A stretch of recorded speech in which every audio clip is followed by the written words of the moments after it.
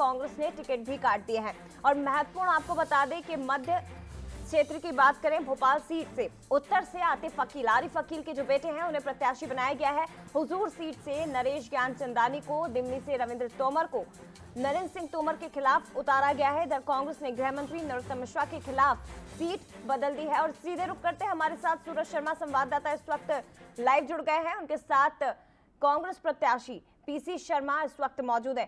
Suraj, over to you.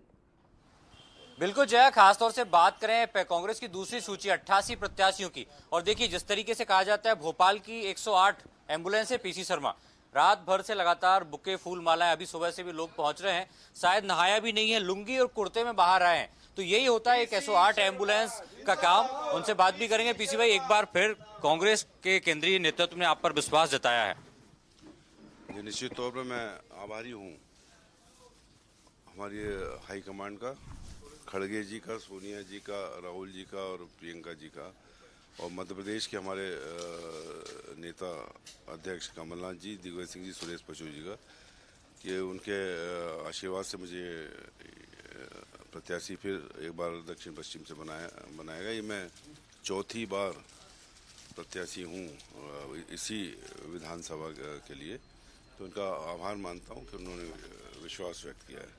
खासतौर से पहली सूची के बाद दूसरी सूची पे होल्ड की गई थी सीट, तो कुछ संशय था, लेकिन अब संशय दूर हो चुका है। अब चुनौती है खासतौर से कि बीजेपी से कौन प्रत्याशी मैदान में आता है और कौन से आपकी उपलब्धियां हैं जिनको लेकर आप। बीजेपी से प्रत्याशी आ चुका है, जिसको हम मान रहे हैं। बीजेपी से प्रत्याशी है महंगाई, बेरोजगारी और भ्रष्टाचार, महिलाओं पे अत्याचार, आदिवासियों पर ये लड़ाई लड़ना है, ये इसके खिलाफ हमारी लड़ाई, यही प्रत्याशी है। क्या तैयारी है पीसी शर्मा की इन सब चीजों से लड़ने की?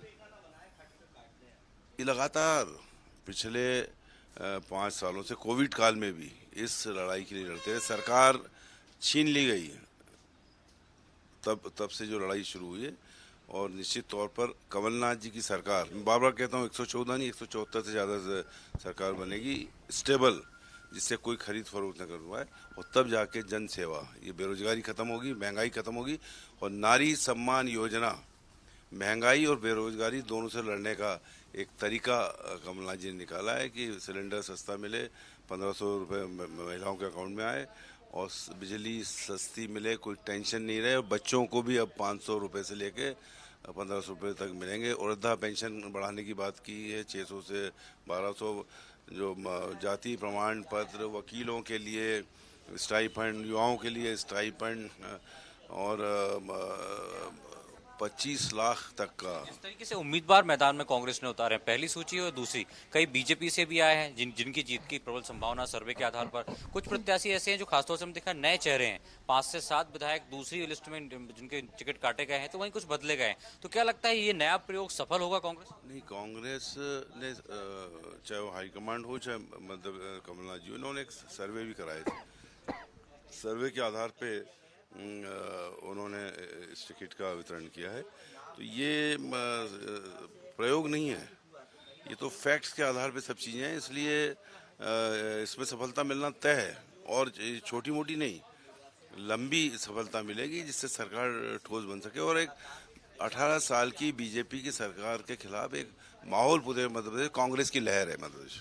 तो बिल्कुल ये कॉन्फिडेंस है कि कांग्रेस की लहर है, और जिस तरीके से हम देख रहे हैं जो दोनों सूचियों में अलग अलग उम्मीदवारों की घोषणा की है, नए चेहरों पर दाव लगाया है, कुछ वरिष्ठों को के अनुभव का लाभ भी दिया है, कुछ विधायकों को रिपीट भी किया है, तो यही कॉन्फिडेंस है कि इस बार कहा जा रहा है कि सरकार मजबूती ऐसी आएगी, लेकिन अब जनता के ऊपर है ये सब। तो 17 नवंबर को मतदान होना है। जय बिल्कुल, लेकिन दक्षिण पश्चिम सीट से विधायक वर्तमान में पीसी शर्मा है, एक बार फिर से कांग्रेस की ओर से उन पर भरोसा जताया गया है। बीजेपी की ओर से कौन होगा ये देखना होगा। अब जो अगली लिस्ट आएगी उसमें बीजेपी यहां से अपने प्रत्याशी के नाम का ऐलान करेगी। फिलहाल शुक्रिया आपका सूरज। सीधे रुक करते हैं और ग्वालियर चंबल के प्रत्याशी उनके साथ मौजूद हैं। उमेश, ओवर टू यू, बात करिए, कौन से प्रत्याशी आपके साथ इस वक्त मौजूद है?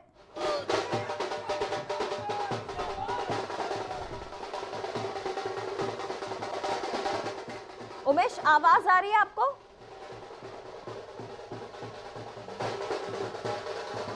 चलिए एक बार फिर से इनका रुख करेंगे, बातचीत करने की कोशिश करेंगे। बड़ी खबर है और एक बार फिर से जानकारी आपको दे दें कि कांग्रेस ने अपने 88 प्रत्याशियों के नामों का ऐलान कर दिया है।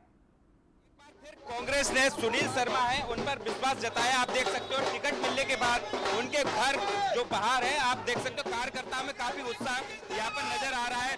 सर टिकट मिला है सर, इस बार क्या रहने वाला है 2023 के चुनाव में? ये चुनाव जनता बनाम धोखे का है।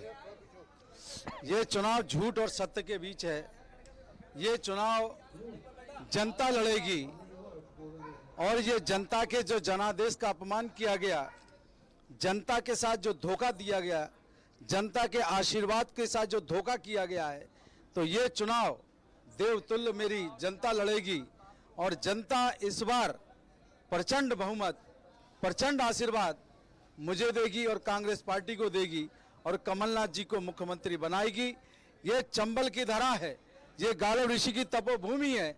ना तो ये धोखा देती है, ना धोखा देने वाले को माफ करती है। ऊर्जा मंत्री कद्दावर नेता आपके सामने हैं। ऊर्जा मंत्री कद्दावर नेता है आपके सामने, बीजेपी ने प्रत्याशी बनाया है। किस तरह से इस चुनाव में उनसे टक्कर पा पाएंगे? इनको कद्दावर बनाया किसने?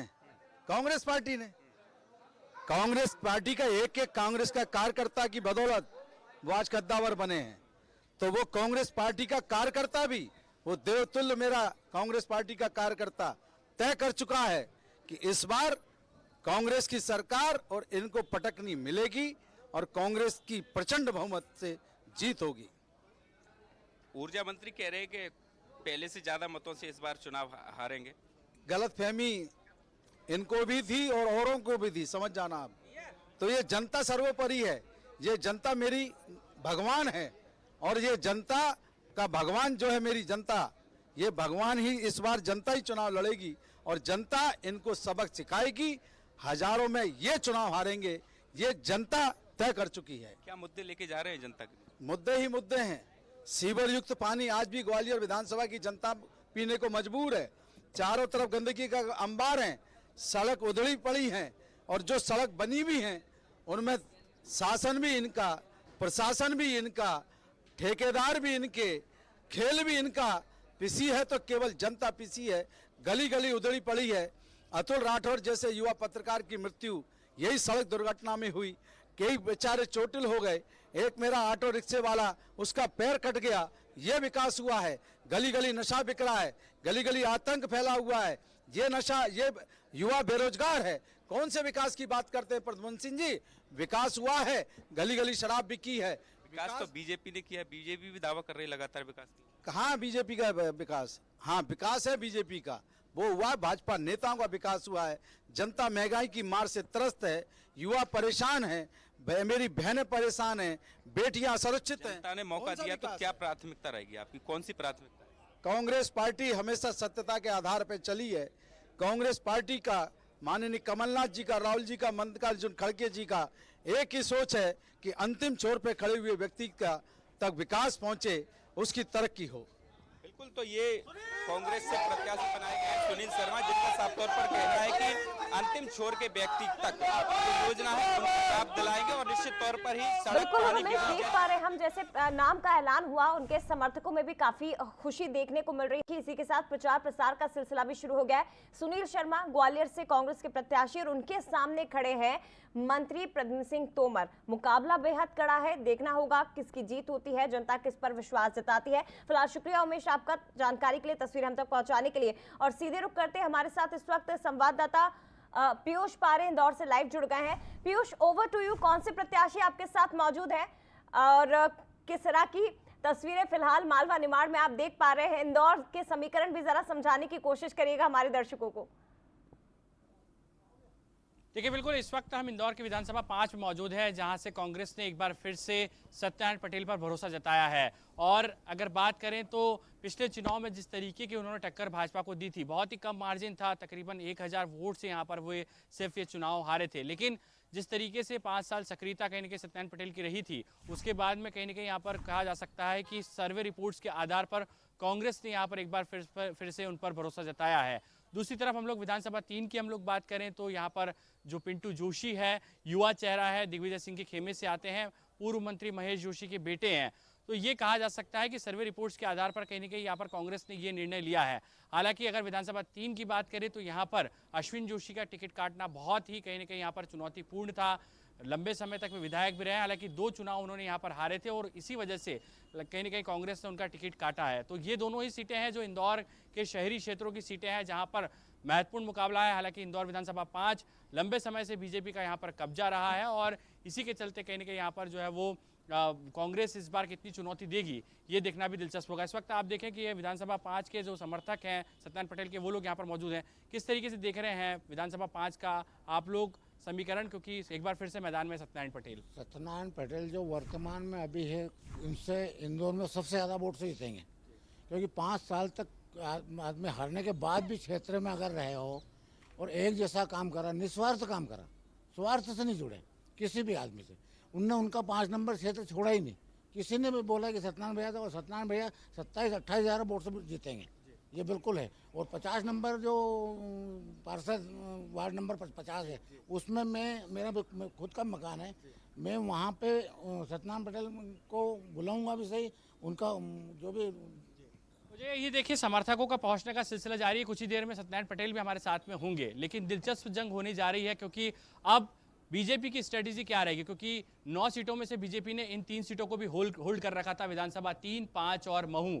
तो बीजेपी की रणनीति क्या होगी, कौन से वे चेहरे होंगे मैदान में जो कहीं ना कहीं यहाँ पर इन कांग्रेस के प्रत्याशियों को टक्कर देने के लिए मौजूद रहेंगे। लेकिन जंग बहुत दिलचस्प है और महू जो ग्रामीण विधानसभा है वहां पर रामकिशोर शुक्ला को यहाँ पर पार्टी ने उतारा है। जो अंतर सिंह दरबार है उनका टिकट काटा गया। हालांकि अंतर सिंह दरबार के बारे में लगातार ये खबरें आ रही हैं कि वे नाराज भी हैं, कोई बड़ा निर्णय भी आज शाम तक कहीं ना कहीं अंतर सिंह दरबार ले सकते हैं, इस बात की भी कहीं ना कहीं संकेत जो है मिल रहे हैं। जया बिल्कुल, लेकिन पीयूष जरा संक्षेप में हमारे दर्शकों को ये भी बताइए जी, इंदौर की अगर हम बात करें तो कांग्रेस ने यहाँ से लगभग सभी प्रत्याशियों के नामों का ऐलान कर दिया है, जो कि सामने भी है चेहरे बीजेपी की ओर से। हालांकि अभी कुछ सीटों को यहाँ पर होल्ड किया गया है।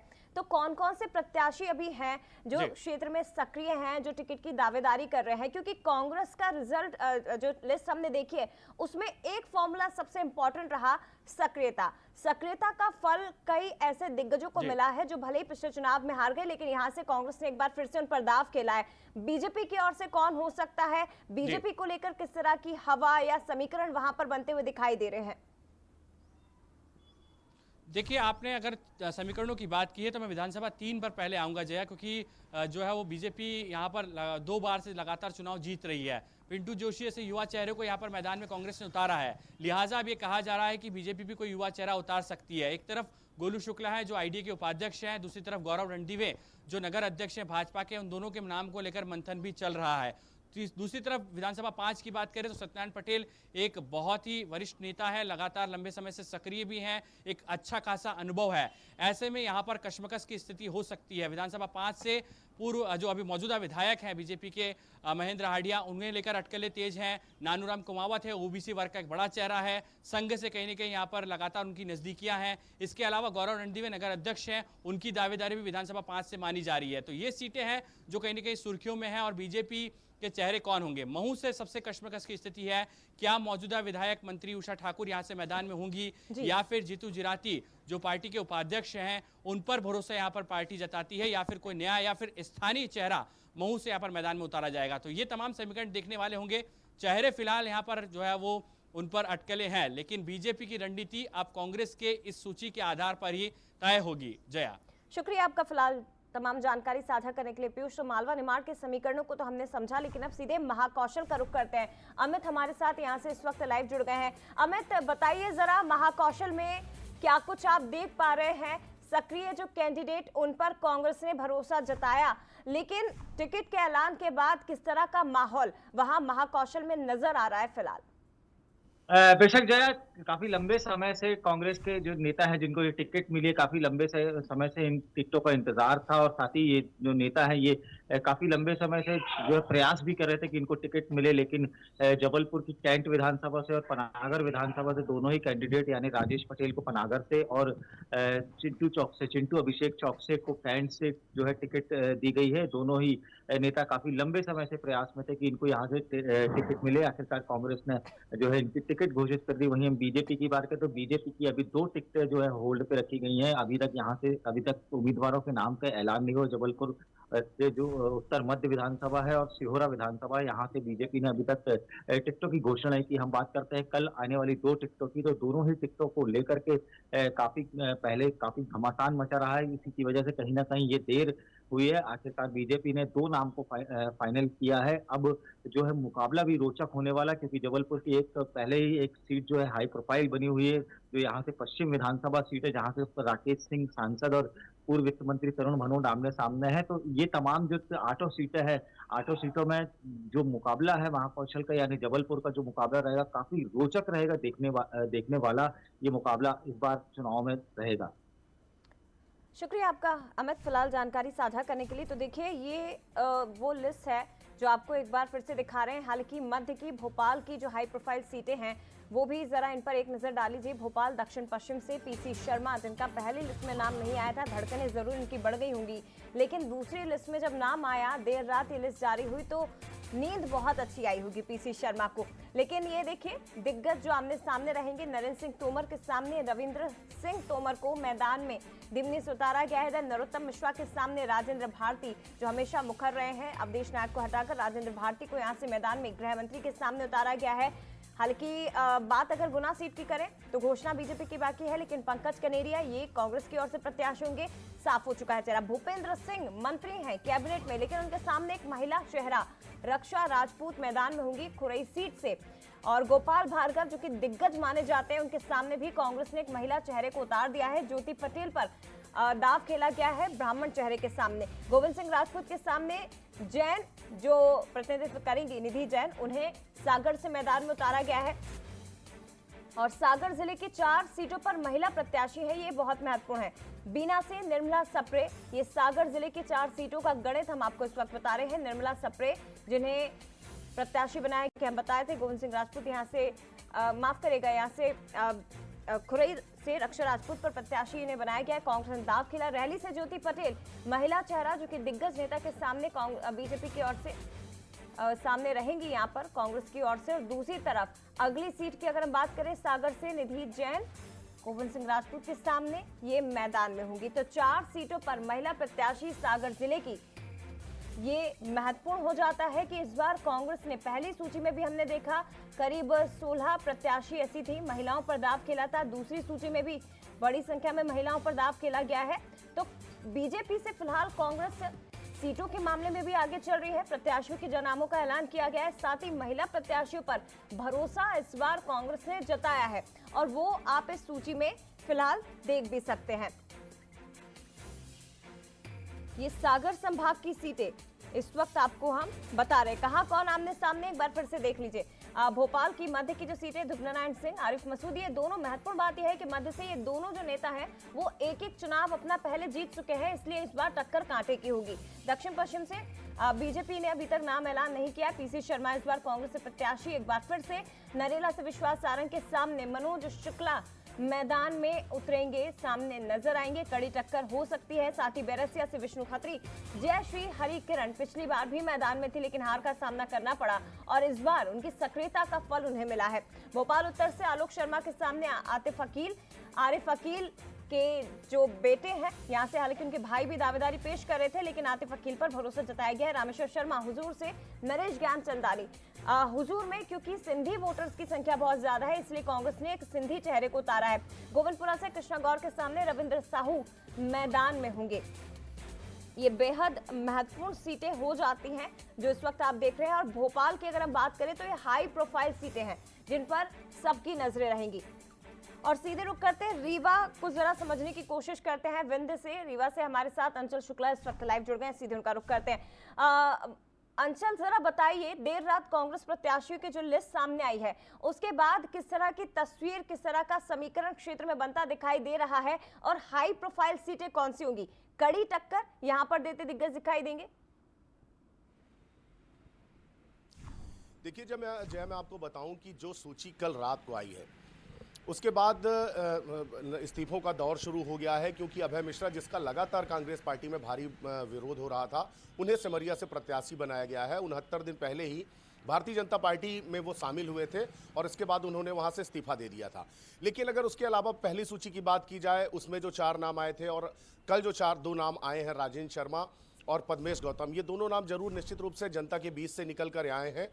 जिला अध्यक्ष थे राजेंद्र शर्मा, इससे पहले भी वो चुनाव लड़े थे, हालांकि जीत नहीं मिली थी, लेकिन संगठन को मजबूत करने में बहुत बड़ी भूमिका अदा की थी। और अभी हाल ही में हुए महापौर के इलेक्शन में उन्होंने अपनी महती भूमिका निभाई थी और कांग्रेस पार्टी के 23 वर्षों का वनवास रीवा नगर पालिक निगम से दूर किया था।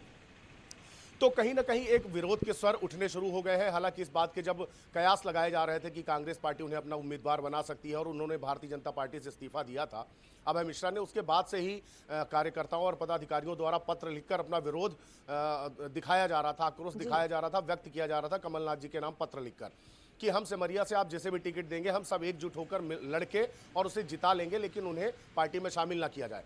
तो निश्चित रूप से अभी जो समीकरण है, और दूसरी तरफ त्योंथर से जो विधानसभा प्रत्याशी माने जा रहे हैं भारतीय जनता पार्टी के सिद्धार्थ तिवारी राज, जो कि अभी कांग्रेस पार्टी से भारतीय जनता पार्टी में शामिल हुए हैं, उनके खिलाफ भी अब आक्रोश के सुर उठने लगे हैं। अभी भारतीय जनता पार्टी के जो वर्तमान विधायक है श्यामलाल द्विवेदी और इसके अलावा रमाकांत तिवारी जो कि पूर्व मंत्री रहे हैं त्योंथर से और भारतीय जनता पार्टी के वरिष्ठ नेता रहे हैं, हालांकि वो इस दुनिया में नहीं रहे, लेकिन उनके परिवार एक बार फिर से हम समझने की कोशिश करेंगे। लेकिन फिलहाल रुक करते हैं इंदौर का। एक बार फिर से पीयूष हमारे साथ जुड़े हैं और प्रत्याशी यहाँ से कांग्रेस के उनके साथ मौजूद है, उनसे जरा बातचीत करते हैं। पीयूष, ओवर टू यू, बातचीत करिए जरा। कांग्रेस के प्रत्याशी, कौन प्रत्याशी आपके साथ मौजूद है? देखिए, इस वक्त हम इंदौर विधानसभा 5 में मौजूद हैं और यहाँ से सत्यनारायण पटेल को कांग्रेस ने फिर से मौका दिया है। पिछले चुनाव में मैदान में थे और एक बार फिर से पार्टी ने उन पर भरोसा जताया। और सबसे महत्वपूर्ण बात है, गांधी परिवार के सबसे करीबी माने जाते हैं। लगातार उत्तर प्रदेश में भी हुए जो इलेक्शन हुए उन्होंने सक्रियता दिखाई। जो प्रियंका गांधी उनके साथ भी लगातार भी डटे रहे। पटेल साहब, सबसे पहले तो किस तरीके से देखते हैं, मौका एक बार फिर मिला है विधानसभा 5 में, क्या दावे, क्या कुछ वादे हैं? देखो, सवाल ये है कि हमको 5 नंबर विधानसभा में समस्त कार्यकर्ता की तरफ से और पार्टी की हाईकमान से लेकर माननीय प्रियंका गांधी हो, सोनिया गांधी जी हो, राहुल गांधी जी हो, या हमारे खड़गे साहब राष्ट्रीय अध्यक्ष जी हो, जितेंद्र भवर सिंह जी हो, और कमलनाथ जी हो, और माननीय दिग्विजय सिंह जी, और सभी सम्मानीय वरिष्ठ नेताओं के माध्यम से मुझे यह अवसर मिला है। मैं इनका सबका हार्दिक अभिनंदन करता हूं और आभार व्यक्त करता हूं। और जो मौका पार्टी ने पुनः मुझे दिया है, तो हम सब मिलकर, कांग्रेस परिवार के लोग मिलकर इस विधानसभा को बहुत ही अच्छे वोटों से इस बार चुनाव जीत कर करें। विधानसभा 5 में लंबे समय से बीजेपी का कब्जा है। हालांकि पिछले इलेक्शन में आपने बहुत कड़ी टक्कर दी थी, कम मार्जिन से आप हारे थे। क्या कुछ लग रहा है इस बार कौन सी रणनीति होगी कि विधानसभा 5 में बीजेपी के इस गढ़ को कहीं न कहीं जो है फतह करने में कामयाब होगी कांग्रेस? इस बार की रणनीति हमारी होगी, हमारे सभी कांग्रेस परिवार के लोग पिछले 5 साल से संघर्ष कर रहे हैं और हम सब आम जन तक, सामाजिक, धार्मिक, राजनीतिक, बौद्धिक और सांस्कृतिक, खेल जगत से लेकर आम जन तक हम पहुंचे हैं। और हमारा पूरा प्रयास है कि इस बार हम हजारों की तादाद में यहाँ से चुनाव जीतेंगे और जीतकर एक इस 20 साल की जो हमारी भारतीय जनता पार्टी की जो ये सीट पर हम कामयाब होंगे, क्योंकि मैं पिछली बार भी भारतीय जनता पार्टी से ये सीट हमने छीनी थी और इस बार भी हम उनसे छिनेंगे। क्या लग रहा है, किस तरीके से जो ऐसे नेता हैं जो लगातार दावेदारी कर रहे थे उन्हें कैसे मनाया जाएगा, क्योंकि लंबी फहरिस्त थी कांग्रेस से टिकट मांगने वालों की? ये देश आज़ादी से आज तक कांग्रेस की ऐसी कौन सी विधानसभा, ऐसी कौन सी लोकसभा है जब हमारी पार्टी में प्रजातांत्रिक व्यवस्था है, वो तमाम लोग टिकट मांगते हैं, मिलता एक को है। तो हमेशा हर प्रकार जो हमारा संगठन का नियम है, रूल्स है, उसके तहत हम सभी लोग एक साथ बैठकर पूरा संघर्ष करेंगे। देश आज़ादी से पूर्व, देश आज़ादी के बाद भी भाई मतभेद थे, चाहे वो हमारे महात्मा गांधी जी का हो, हमारे सरदार वल्लभ भाई पटेल जी का हो, नेहरू जी का, मतभेद एक राजनीतिक में हमेशा रहा, लेकिन मनभेद नहीं रहा। तो हमारी पार्टी में हमेशा हर स्तर पर हमेशा छोटे मोटे मतभेद रहे, लेकिन जब भी पार्टी की बात आई, संघर्ष की बात आई, एक है। क्या कुछ मुद्दे हैं विधानसभा 5 के खास तौर पर जिन्हें लेकर आप मैदान में नजर आएंगे? मुद्दे जनता की अदालत में हम जाएंगे, मुद्दे तमाम हैं। मुद्दे तो तमाम भ्रष्टाचार के, चाहे व्यापम घोटाला, चाहे पटवारी घोटाला, चाहे तमाम जिसकी श्रृंखला, चाहे मिड डे मील घोटाला, मैंने जिसकी मैं संख्या दूंगा तो न जाने कितनी हो जाएगी। तो इन सब मुद्दे को लेकर, रोजगार का मुद्दा है, बिजली के बिल लोगों के यहाँ घर में अनशन डाला, लोगों के मौलिक अधिकार नहीं मिल पा रहे हैं, तो ऐसे तमाम मुद्दे को लेकर हम जनता की अदालत में जाएंगे और जाकर जनता की अदालत फैसला इस बार कांग्रेस के पक्ष। चलिए, फैसला होगा जनता का अब, लेकिन कॉन्फिडेंट नजर आ रहे हैं साफ तौर पर सत्यनारायण पटेल, और विधानसभा 5 से एक बार फिर से मैदान में है। लंबे समय से बीजेपी का राज है, लेकिन कह रहे हैं कि इस बार कहीं न कहीं ये बीजेपी का किला फतह करने में कांग्रेस कामयाब होगी। अब देखना होगा कि विधानसभा 5 में किस तरीके से जया यहाँ पर पूरी ताकत के साथ कांग्रेस लड़ती है। लेकिन एक अनुभवी चेहरा है सत्यनारायण पटेल, लंबा अनुभव उनके साथ में रहा है। उनके पिताजी भी जो है कांग्रेस के बड़े पदों पर रहे हैं, पूर्व मंत्री रहे हैं रामेश्वर पटेल। तो किस तरीके से उनको इसका फायदा मिलेगा देखना दिलचस्प होगा, लेकिन पूरी तरीके से यहाँ पर कांग्रेस तैयार नजर आ रही है। जया। बिल्कुल पीयूष, लेकिन आपसे ये भी समझना चाहेंगे, क्योंकि चलिए शुक्रिया आपका पीयूष फिलहाल जानकारी के लिए और बातचीत के लिए। कांग्रेस प्रत्याशी सत्यनारायण पटेल इस वक्त मौजूद थे पीयूष के साथ, जिन्होंने बताया है कि किस तरह से बीजेपी के इस किले को भेदने का वो काम करेंगे, एक नई रणनीति के साथ मैदान में उतरेंगे। पिछली बार भी इन्हें टिकट मिला था, लंबे समय से सक्रिय था, लेकिन एक बार फिर से कांग्रेस ने इन पर भरोसा जताया है और ये महत्वपूर्ण हो जाता है कि कांग्रेस ने अपने तमाम प्रत्याशियों के नामों का ऐलान अब कर दिया है। और देखिए कहां से कौन प्रत्याशी बनाया गया है, ये भी इस वक्त ग्राफिक्स के जरिए आपको बता रहे हैं। 3 प्रत्याशियों को हालांकि बदला गया है, बाकी 6 विधायकों के टिकट भी काटे गए हैं। लेकिन महत्वपूर्ण है कि जिन प्रत्याशियों के नामों का ऐलान पिछली सूची में नहीं हुआ था, कुछ प्रत्याशियों के नामों को बदल भी दिया गया है। जैसे गोटेगांव से एनपी प्रजापति का नाम चौंकाता है, उनकी जगह शेखर चौधरी को पहले मैदान में उतारा गया था, लेकिन अब एक बार फिर से पार्टी ने उन पर भरोसा जताया। शेखर चौधरी की जगह उन्हें एनपी प्रजापति को यहाँ से टिकट दिया गया है। तो ये काफी महत्वपूर्ण हो जाता है। 88 प्रत्याशियों की सूची जो कि कांग्रेस ने जारी कर दी है और नाम आप इस वक्त स्क्रीन पर देख सकते हैं। कौन से प्रत्याशी किसके सामने लड़ेंगे। निवास से चैन सिंह वरकड़े, मंडला से अशोक मरस्कोले पर पार्टी ने भरोसा जताया, गोटेगांव से एनपी प्रजापति। और चलिए सीधे रुख करते हैं भोपाल की गोविंदपुरा सीट, काफी हाई प्रोफाइल सीट है और यहाँ से आपको बता दें रह चुकी हैं और फिलहाल वो विधायक हैं बीजेपी की यहाँ से, लेकिन उनके सामने जो प्रत्याशी मैदान में उतरेंगे वो सूरज के साथ इस वक्त मौजूद है। सूरज, ओवर टू यू। देखिए, बिल्कुल गोविंदपुरा सीट की बात करें तो लगातार बीजेपी के कब्जे वाली सीट है, लेकिन कांग्रेस ने इस बार अलग ही सर्वे के आधार पर एक युवा चेहरे रविंद्र साहू झूमर वाले जिनकी पहचान है उनको मौका दिया है। क्या लगता है, बीजेपी की कब्जे वाली सीट है, युवा चेहरे को मौका दिया है, आपको मौका दिया है, एक बड़ी चुनौती मानते हैं, किस तरीके से मेहनत करेंगे? देखिए, सबसे पहले तो कांग्रेस पार्टी के शीर्ष नेतृत्व का मैं हृदय की गहराइयों से बहुत आभार व्यक्त करता हूं। कांग्रेस पार्टी ने एक युवा के रूप में, एक छोटे से कार्यकर्ता के रूप में मेरे पर भरोसा जताया है। मैं पार्टी के भरोसे पूरा खरा उतरूंगा और जैसा कि आपने बोला कि बहुत कठिन है जीवन में, मेरा मानना है कि कोई भी चीज़ कठिन नहीं होती है।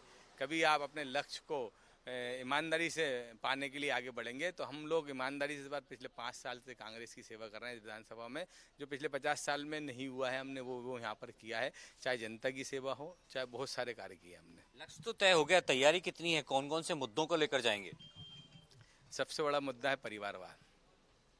अभी हमारे पूर्व मुख्यमंत्री, अब से पूर्व मुख्यमंत्री हो ही जाएंगे, शिवराज जी ने भोपाल की एक विधानसभा में बहुत पेपर में भी छपा, परिवारवाद को लेकर उत्तर में अपना एक वक्तव्य दिया था कि परिवारवाद खत्म किया जाए। और वो दूसरी विधानसभा में उससे 43 साल पे एक ही परिवार को एक ही पार्टी से टिकट दिया जा रहा है। एक महत्वपूर्ण मुद्दा परिवारवाद। दूसरा नर्मदा जी का जल, जो घर घर नर्मदा जी का जल आज तक नहीं पहुंचा है। 24 घंटे का वादा किया था कि हर घर में 24 घंटे आएंगे नर्मदा जी जल, वो भी नहीं पहुंचा। सीवेज सबसे बड़ा मुद्दा है इस क्षेत्र में। सीवेज की वजह से घर के बाहर नालों का पानी पड़ा रहता है। सड़क महत्वपूर्ण मुद्दा है। और शिक्षा, जो बच्चे इस क्षेत्र में कभी भी इतना 43 साल से एक ही पार्टी के और एक ही परिवार के लोग राज कर रहे हैं, कोई भी सरकारी स्कूल नहीं है अच्छा, ना कोई सरकारी अस्पताल। सूरज, लेकिन रविंद्र साहू जी बात करें तो पूछेगा मुख्यमंत्री बाबूलाल कि अगर विकास नहीं हुआ है तो जनता क्यों भरोसा जता रही है एक ही पार्टी के चेहरे पर बार बार? जिम्मेदारी इसको मानते हैं? बहुत बड़ा कांग्रेस पार्टी ने मेरे को भरोसा किया है और बहुत ही बड़ी जिम्मेदारी मेरे को दी है। मैं भरोसा दिलाता हूं कि जो जिम्मेदारी मेरे पर दी है उसको हम पूरी ईमानदारी और दृढ़ता से इसको आगे बढ़ाया जाएगा। बिल्कुल, बहुत बड़ी जिम्मेदारी, क्योंकि ये बीजेपी की परंपरागत सूरज, सीट है, आवाज आ पिछले रही है 40-45 साल से लगातार भारतीय जनता पार्टी। सूरज, अगर आपको आवाज आ रही है तो जरा रविंद्र साहू जी से एक सवाल और ये लीजिएगा कि अगर क्षेत्र में विकास नहीं हुआ है तो बीजेपी के ही कैंडिडेट पे हर बार क्यों जनता भरोसा जताती है?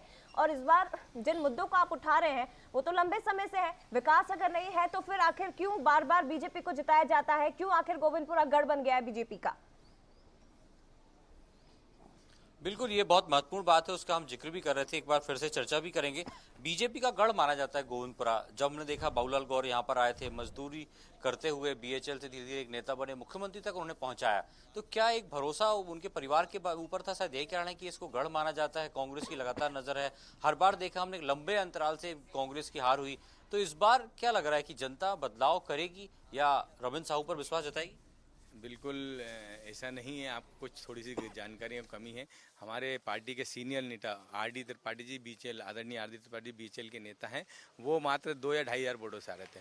हमारे इस गोविंदपुरा विधानसभा और मध्य प्रदेश कांग्रेस सीनियर नेता आदरणीय कर्नल सिंह जी सिर्फ 10,000 वोटों से आ रहे थे। और भी बहुत सारे कैंडिडेट जो चुनाव लड़े, जो बहुत कम अंतर से चुनाव हारे थे।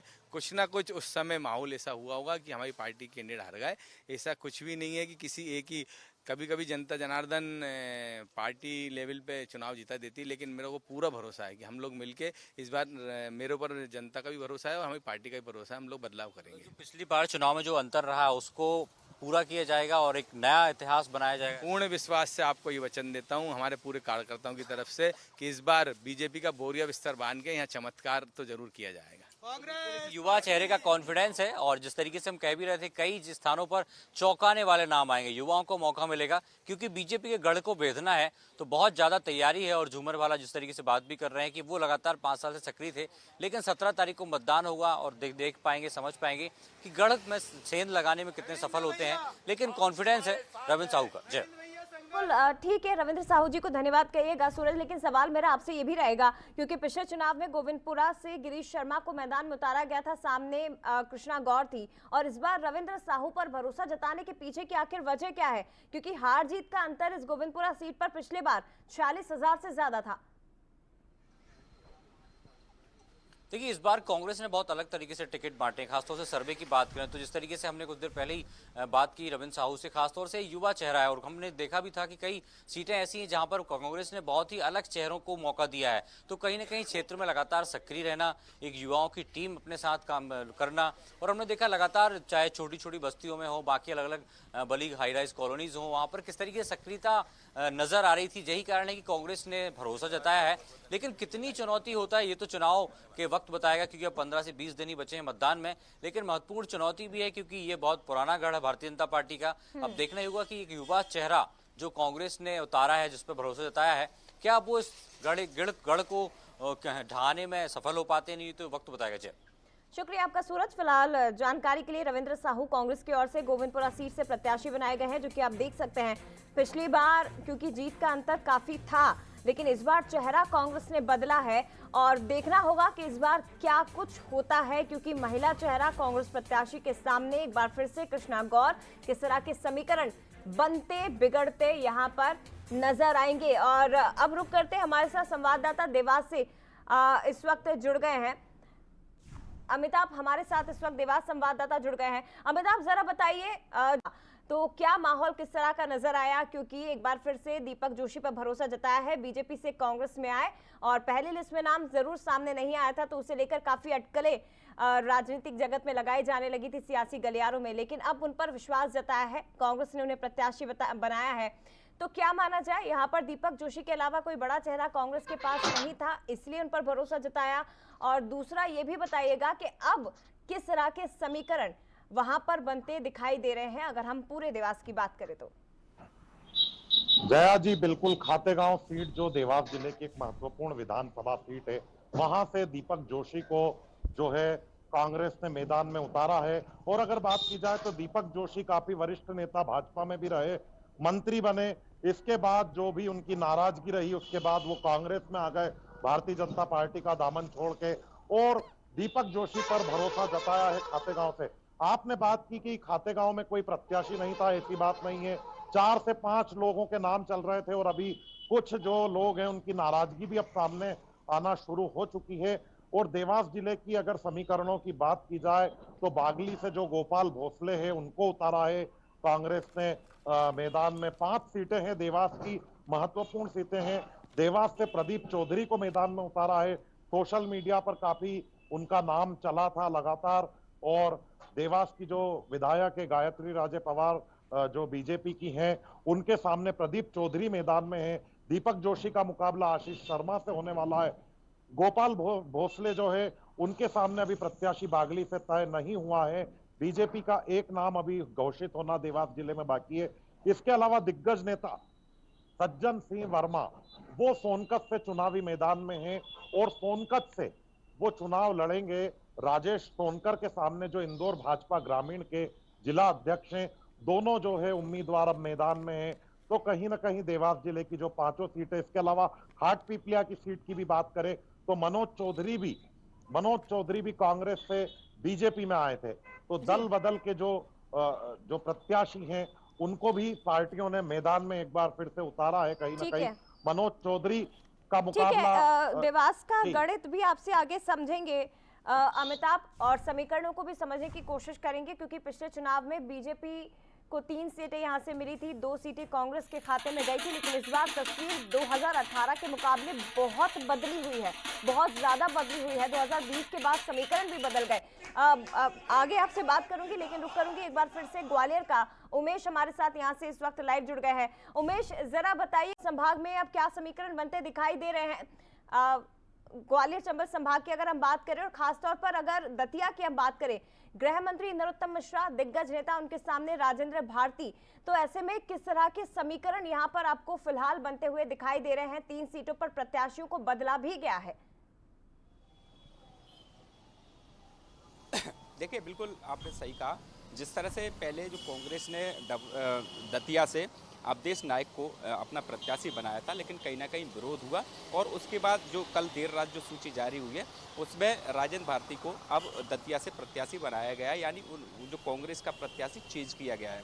और मैं आपको बता दूं, जिस तरह से जो राजेंद्र भारती हैं, चौथी बार जो कांग्रेस ने उन पर भरोसा जताया है। अब जो इनको टिकट मिला है वो 7वीं बार चुनाव मैदान में आएंगे, और जिसमें से वो 2 बार चुनाव जीते हैं और तकरीबन 4 बार वो चुनाव हारे हैं। अब जो 7वां चुनाव है वो दतिया के कद्दावर नेता गृह मंत्री नरोत्तम मिश्रा के सामने है। लेकिन मैं बता दूं, जिस तरह से राजेंद्र भारती हैं लगातार क्षेत्र में सक्रिय हैं, उनकी लोकप्रियता है, और यही वजह है कि इस बार जो दतिया में जो मुकाबला होगा वो कांटे का मुकाबला होगा। टक्कर कांग्रेस और बीजेपी में आपस में देखने को मिलेगी। अगर पूरे ग्वालियर चंबल संभाग की बात की जाए तो जिस तरह से जो ग्वालियर में जो 6 विधानसभा सीट हैं ग्वालियर जिले की, उनमें कांग्रेस ने अपने सारे प्रत्याशी हैं वो घोषित कर दिए हैं। अगर ऊर्जा मंत्री प्रद्युम्न सिंह तोमर जो बीजेपी ने प्रत्याशी बनाया है, उनके सामने कल देर रात जो सूची जारी हुई है उसमें सुनील शर्मा का नाम आया है। यानी एक बार फिर जो ग्वालियर विधानसभा में जो मुकाबला है वो कड़ा देखने को मिलेगा, और लगभग जो 6 सीटें हैं उनमें अभी बीजेपी 2 सीटों पर अपना प्रत्याशी घोषित नहीं कर पाई है, कहीं ना कहीं पेच फंसा है, और कांग्रेस अब पूरी तरह से चुनावी मैदान में है। अगर जो मुरैना की बात की जाए तो मुरैना में जिस तरह से जो परिवर्तन हुआ है, कहीं ना कहीं जो सिटिंग एमएलए राकेश मावई, उनका टिकट काट दिया गया है, और दिनेश गुर्जर जो कि कमलनाथ के खासम खास माने जाते हैं, उनको टिकट दिया गया है। यानी कहीं ना कहीं अब नए चेहरों पर भी कांग्रेस ने दाव लगाया है। अगर सुमावली विधानसभा की बात की जाए तो सुमावली विधानसभा में सिटिंग एमएलए अजब सिंह कुशवाहा का टिकट काटा गया है, और कुलदीप जो सिकरवार हैं, नए चेहरा है, उनको मौका दिया गया है। कहीं ना कहीं नेता प्रतिपक्ष गोविंद सिंह के रिश्तेदार बताए जाते हैं, और यही वजह है कि उनको अब टिकट दिया गया है। और देखिए, मैं बता दूं कि सुमावली विधानसभा में कद्दावर बीजेपी के नेता और पूर्व मंत्री एदल सिंह कंसाना यहाँ से बीजेपी के प्रत्याशी हैं, और निश्चित तौर पर ही जो सुमावली विधानसभा है वो इस बार हॉट सीट बनने जा रही है। वहां पर कड़ा मुकाबला देखने को मिलेगा, क्योंकि जो कांग्रेस है वो पूरे जोर इस सीट पर लगाए हुए हैं। और उसके साथ ही अगर दिमनी विधानसभा, क्योंकि आप तो यहाँ पर काफी सक्रिय रहते हैं, ऐसे में आपको क्या दिखाई दे रहा है? बीजेपी ने हालांकि अभी तक कुछ सीटों पर नाम घोषित नहीं किए हैं, लेकिन अगर इस संभाग की हम बात करें तो ज्यादातर सीटें इस वक्त कांग्रेस के ही पाले में हैं। पिछले चुनाव में कांग्रेस को यहां से ज्यादातर सीटें मिली थी। अभी आप किस तरह का मूड वहां पर, किस तरह की आबो हवा बहते हुए देख रहे हैं? क्या कुछ नजर आता है जब आप क्षेत्र में रहते हैं तो? देखिए, बिल्कुल ये महत्वपूर्ण सवाल है जया आपका। जिस तरह से जो ग्वालियर चंबल संभाग की जो 34 सीटें हैं, 34 सीटों में से जो 2018 में कांग्रेस को यहाँ से 26 सीटें मिली थी, और बीजेपी को 7 सीटों पर संतोष करना पड़ा, जिससे उनकी सरकार गिरी। अब जिस तरह से 2023 का जो चुनावी माहौल है वो कहीं ना कहीं जिस तरह से लगातार जो बीजेपी की अगर बात की जाए तो बीजेपी तमाम जो योजनाएं जन जन तक पहुंचा रही है, उसके आधार पर वहां लोगों से संपर्क कर रही है। जो प्रत्याशी घोषित की है वो लाडली बहना या तमाम तरह की जो योजनाएं उन पर वोट मांग रही है। लेकिन वहीं जो अन्य जो कांग्रेस के जो लोग हैं या कांग्रेस के जो नेता हैं वो कह रहे हैं कि ग्वालियर में विकास नहीं हुआ है। लेकिन मैं आपको बता दूं जिस तरह से जो जनता है अब वो अभी चुप है और जो आखिरी जो दौर होगा चुनाव का, कहीं ना कहीं 2 से 3 दिन पहले जो मतदाता हैं वो कहीं ना कहीं अपना जो मत है वो खोलेंगे। और लगातार जिस तरह से बात की जा रही है कि जो कांग्रेस के तमाम जो नेता हैं, तमाम जो प्रत्याशी बनाए गए हैं, उनसे कहीं ना कहीं जो अब नाराजगी अब देखने को मिलेगी और जो जिस तरह से विरोध है वो अब कहीं ना कहीं कांग्रेस के नेताओं को देखने को मिलेगा। और जनता का मूड यही है कि जो योजना है उनका लाभ तो मिल रहा है, लेकिन जो निम्न वर्ग के लोग हैं उनको योजना का ज्यादा लाभ मिल रहा है और जो मीडियम वर्ग है वो कहीं ना कहीं इस योजनाओं से पिछड़े हुए हैं और योजनाओं के सहारे विकास के नाम पर मैदान में उतर रही है उमेश, और तमाम प्रत्याशी इसी के नाम पर वोट की अपील कर रहे हैं कि हमारी सरकार में विकास कार्य बहुत हुए हैं। लेकिन इसके ही उलट कांग्रेस को हम देखें, उनके नेताओं को, उनके प्रत्याशी को देखें तो इसके विरोध में बातें कही जा रही हैं कि कोई विकास कार्य नहीं हुए हैं। लेकिन जनता किस पर भरोसा जताएगी ये देखने वाली बात होगी। और बहुत अच्छे से जनता समझती है कि उनके क्षेत्र में उनके विधायक ने कितना काम किया है या नहीं किया है, कितने वादे पूर्ण हुए हैं। इसी पर जनता इस बार वोट देने 17 नवंबर को आएगी। फिलहाल शुक्रिया आपका उमेश तमाम बातचीत के लिए। और अब बुरहानपुर का हम रुख करते हैं, यहाँ से हमारे साथ गणेश जुनगे इस वक्त लाइव जुड़ गए हैं। गणेश, क्या कुछ देख पा रहे हैं आप बुरहानपुर को लेकर, किस तरह के समीकरण देख रहे हैं और कौन सी हाई प्रोफाइल सीटें यहाँ पर? जी बिल्कुल, यह बताते हैं आपको बुरहानपुर जो विधानसभा और नेपाल नगर विधानसभा बुरहानपुर जिले दो विधान क्षेत्र है, यहाँ पर दोनों ही पार्टी ने अधिकृत प्रत्याशी घोषित नहीं किया था। परंतु कल देर रात को कांग्रेस पार्टी के द्वारा निर्दलीय विधायक ठाकुर सुरेंद्र सिंह को अपना अधिकृत प्रत्याशी बुरहानपुर विधानसभा से बनाया है और वहीं नया चेहरा नेपाल नगर में गेंदू भाई चौहान को कांग्रेस ने उतारा है। आपको बता दें कि निर्दलीय प्रत्याशी जो ठाकुर सुरेंद्र सिंह है, इसको पिछली बार भी टिकट के दौड़ में थे परंतु उन्हें टिकट नहीं दिया गया था, जिससे नाराज होकर उन्होंने निर्दलीय प्रत्याशी ग्रुप में फॉर्म भरा था। और यहाँ पर कांग्रेस को कड़ी शिकस्त देते हुए कांग्रेस के प्रत्याशी रविंद्र महाजन को मात्र 15,000 वोट मिले थे और करीब 93 से 95,000 वोट ठाकुर सुरेंद्र सिंह लेकर 5,000 वोटों से जो कद्दावर नेता भारतीय जनता पार्टी के पूर्व मंत्री रचना चिटनिस इनको उन्होंने परास्त किया था और उसके बाद ये विधायक बने थे। और इस बार की हम बात करें तो लगातार कांग्रेस के जो नेता हैं वो टिकट की मांग कर रहे थे और उनका कहीं ना कहीं ठाकुर सुरेंद्र सिंह को लेकर विरोध भी था कि ये निर्दलीय प्रत्याशी और उन्होंने विरोध में काम किया है कांग्रेस के। परंतु जो कमलनाथ के ये कर्मी माने जाते हैं और आपको बता दें जो राहुल गांधी की जो भारत जोड़ो यात्रा जब महाराष्ट्र मध्य प्रदेश प्रवेश की थी तो उसका जिम्मा पूरा ठाकुर सुरेंद्र सिंह को दिया गया था कमलनाथ के द्वारा और उन्होंने इसको बखूबी निभाते हुए इस यात्रा को सफल बनाया था। कहीं ना कहीं इसी के चलते हुए जो ठाकुर सुरेंद्र सिंह है तो कांग्रेस के आला नेताओं की निगाहों में आ गए थे और उनके द्वारा ही इस बार भी उनको टिकट दिया उपकृत किया गया है। और कल रात को घोषणा के बाद हालांकि ठाकुर सुरेंद्र सिंह अभी दिल्ली से निकले हैं और शाम तक यहाँ पहुंचेंगे, परंतु उनके समर्थकों ने रात में ही आतिशबाजी कर जश्न मनाया। और वहीं हम कांग्रेस के दूसरे खेमे की बात करें तो कांग्रेस के गुटबाजी फिर दिखाई देने लगी है। जो कांग्रेस के प्रदेश उपाध्यक्ष हैं अमित काजी, प्रदेश महासचिव अजय सिंह रघुवंशी सहित कांग्रेस पार्षद दल के जो नेता हैं इनके द्वारा रात को विरोध प्रकट किया गया है। बिल्कुल, जिनका टिकट कटा है या जिन समर्थकों को ये चाहत थी कि शायद उनके नेता को टिकट मिलेगा, उन कार्यकर्ताओं में भी कहीं ना कहीं असंतोष अब क्षेत्र में देखने को मिलेगा। लेकिन इसकी तस्वीर क्या बनेगी, क्या होगा आगे, ये देखने वाली बात होगी। फिलहाल गणेश, बहुत शुक्रिया आपका तमाम सीटों का समीकरण हमें समझाने के लिए। तो फिर से आप सभी का स्वागत है। एक बार फिर से आपको बता दें, देर रात कांग्रेस ने अपने 88 प्रत्याशियों के नामों का ऐलान कर दिया है। दूसरी सूची कांग्रेस ने जारी कर दी है। 3 सीटों पर प्रत्याशी बदले गए, 88 नामों का ऐलान। 6 मौजूदा विधायकों के टिकट भी कांग्रेस ने काट दिए हैं। लेकिन पहली लिस्ट में जो नाम सामने आए थे उनमें से 3 के नाम बदले गए हैं। और देखिए कहां से किसे प्रत्याशी बनाया गया है, इस वक्त आपको स्क्रीन पर दिखा रहे हैं कौन कौन से प्रत्याशी आपको इस बार कांग्रेस की ओर से मैदान में नजर आएंगे, कहां से किन नामों का ऐलान किया गया है, किससे टिकट मिला है, वो जरा आप स्क्रीन पर देखिए। तमाम 88 प्रत्याशियों की सूची इस वक्त कांग्रेस की ओर से आपको हम स्क्रीन पर बता रहे हैं।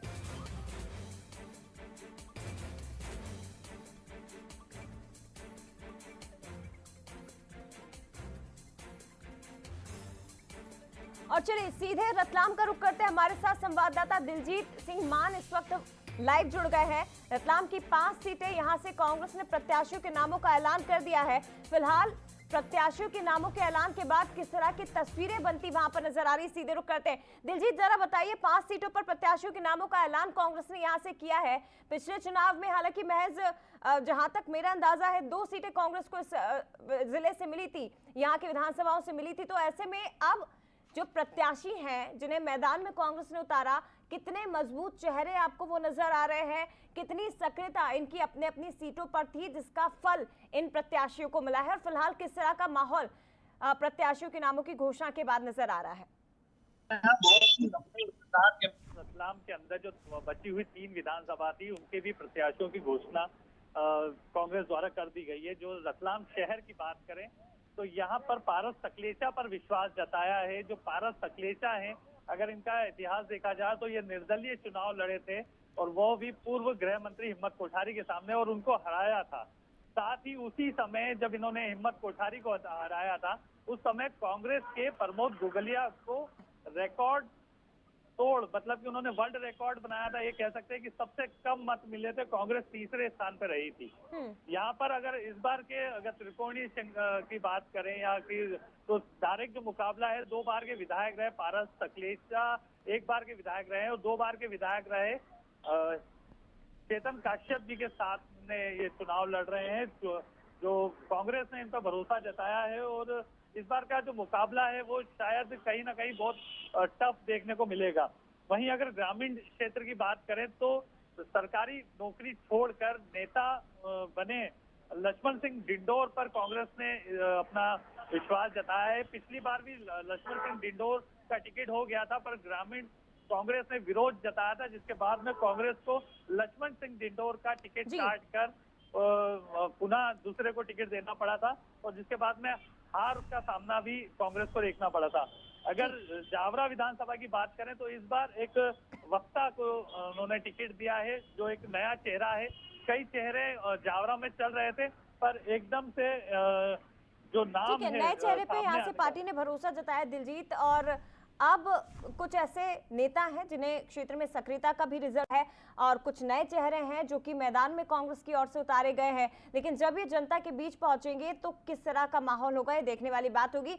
सीधे रुख करते हैं सागर का, बुंदेलखंड का। हमारे साथ इस वक्त मनीष हमारे साथ लाइव जुड़े हुए हैं। मनीष जरा बताइए, सागर संभाग को लेकर अगर हम बात करें तो 7 से 8 सीटें यहाँ पर आती हैं विधानसभा की, और कुछ सीटें ऐसी हैं जहां बड़े बीजेपी के दिग्गज नेताओं के सामने कांग्रेस ने महिला प्रत्याशियों को उतारा है। तो इसके पीछे की रणनीति क्या हो सकती है, इसके पीछे की वजह क्या हो सकती है, और फिलहाल यहाँ पर किस तरह का माहौल अब प्रत्याशियों के ऐलान के बाद आप देख पा रहे हैं? जय, जिस तरह के हम की बात करें, चूंकि सागर जिला जो उसमें कुल 8 विधानसभा सीटें हैं, उसमें 4 जो पहले घोषित हो चुकी थी और जो कल रात में सूची आई उसमें 4 घोषणा हुई हैं।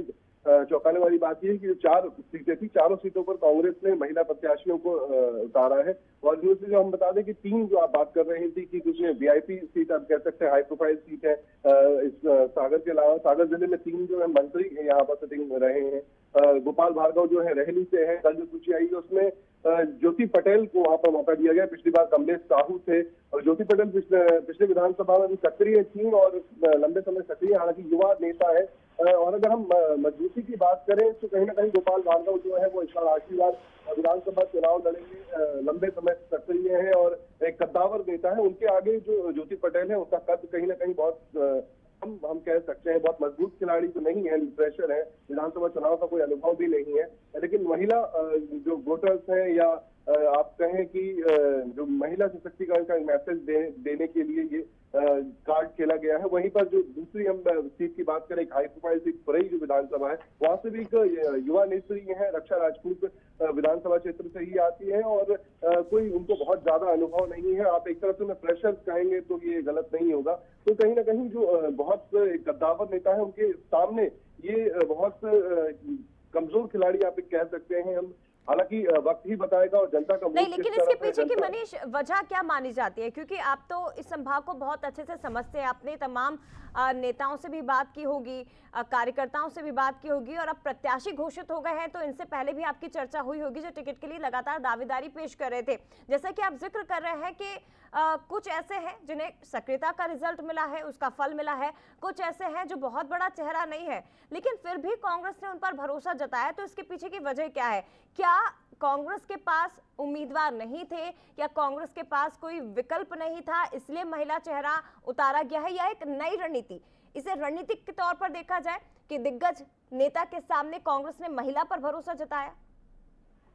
जी, कहीं ना कहीं सॉफ्ट कॉर्नर होता है। महिला अगर प्रत्याशी है तो उनकी पहुंच एक महिलाओं में होगी। और दूसरी बात, चेहरे की जहां तक बात है, कांग्रेस में खींचतान तो लंबे समय से चल रही थी, कई दावेदार भी थे ये सभी विधानसभा सीटों पर, लेकिन चूंकि महिला को उतारने की एक वजह ये भी हो सकती है कि जो आपसी कलह और गुटबाजी है, इस गुटबाजी को दूर करते हुए एक महिला सॉफ्ट कॉर्नर लेकर इस तरह से उनको उतारा गया है, ताकि जो आपसी गुटबाजी है वो ना हो और सभी एकजुट होकर ये चुनाव लड़े। हालांकि ये देखने वाली बात होगी कि अभी घोषणा हुई है उसके बाद जो अंतर कला है, इसके लंबे समय से चली आ रही खींचतान, तो वो कितना दूर हो पाती है और कांग्रेस कितना एकजुट कर पाती है। और क्योंकि बाकी जो विधानसभा सीटों की हम भी बात कर लें, क्योंकि वो भी महत्वपूर्ण है, जो सागर विधानसभा सीट है वहां से भी निधि जैन को उतारा गया है। ये महापौर चुनाव जो हुआ था अभी हाल ही में, लोकसभा निकाय चुनाव हुए थे, वहां पर महापौर प्रत्याशी ये कांग्रेस से रही थी। सुनील जैन जो है उनके पति हैं, वो लंबे समय से कांग्रेस के नेता रहे हैं, विधायक रहे हैं, वो देवरी से 1993 में। और ये अब स्थिति ये है कि यहाँ की जो अंतर कलह थी उसको दूर करने के लिए भी, और चूंकि एक महत्वपूर्ण फैक्टर सागर का बता दूं कि जैन वोटर्स जो हैं वो यहाँ पर निर्णायक वोटर्स की भूमिका में होते हैं, तो जैन वर्सेस जैन। और दूसरी महत्वपूर्ण बात यह है कि सागर में जो वर्तमान विधायक हैं जो 3 बार से, शैलेंद्र जैन, उनकी ये बहू है, ये उनके छोटे भाई की पत्नी है, तो कहीं ना कहीं जेठ और बहू का यहाँ मुकाबला होगा, तो दिलचस्प मुकाबला होगा। यानी कि ये सीट बहुत ज्यादा रोचक हो जाएगी मनीष, क्योंकि परिवार के ही लोग यहाँ पर आमने सामने होंगे, लेकिन जनता तय करेगी किस पर भरोसा जताना है। फिलहाल शुक्रिया आपका मनीष, तमाम बातचीत के लिए, समीकरण समझाने के लिए सागर की इन सीटों के। तो बता दें आपको कि यहाँ पर प्रत्याशियों के नामों का ऐलान कांग्रेस ने कर दिया है। 88 सीटें, महज एक सीट अब बची हुई है बैतूल की।